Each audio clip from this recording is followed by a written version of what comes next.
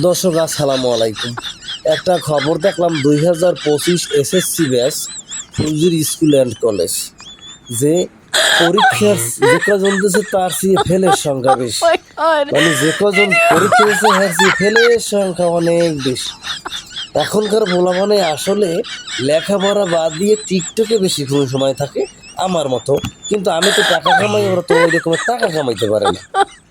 নাইলে 2007 সেই সিরিয়ালটা মনে হয় যে ওই 2025 এসএসসি ব্যাচের উপর দিয়ে গেছে ফুলজি স্কুলের যখন।